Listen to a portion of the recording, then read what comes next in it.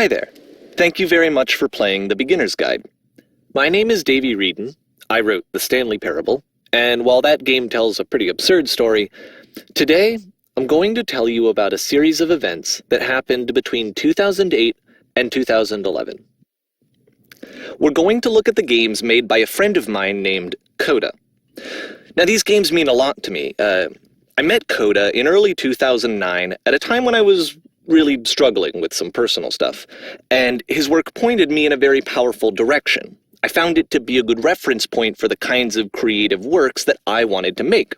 So just to start you off, this is, I think, the first game he ever made. It's a level for Counter-Strike. You can walk around here, by the way.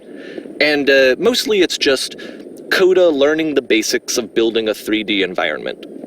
But what I like is that even though he starts from the simple aesthetic of a desert town, he then scatters these colorful abstract blobs and impossible floating crates around the level. And of course, it destroys the illusion that this actually is a desert town, and instead this level becomes a kind of calling card from its creator.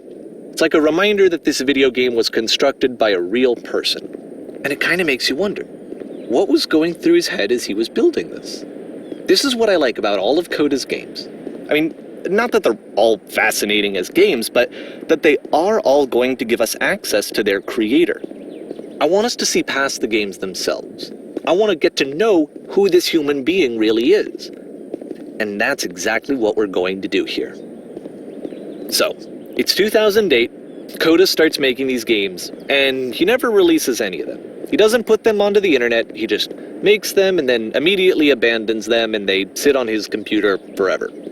And I think he really understood this image of himself as a recluse. At one point he jokingly renamed his computer's recycling bin to Important Games Folder. So, you know, this was just how he worked. He tended to crank them out one after the other without even really pausing to try to understand what he had just made, until suddenly one day he just stopped. In 2011, that was it. He made his last game, and then he hasn't made another one since.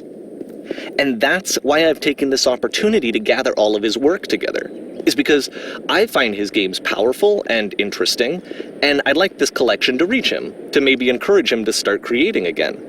And if the people like you who play this also happen to find his work interesting, then I'm sure it'll just send that much stronger of a message of encouragement to Coda.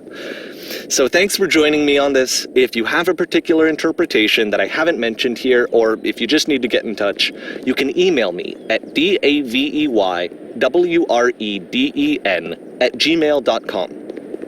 Okay, that's about it for introduction.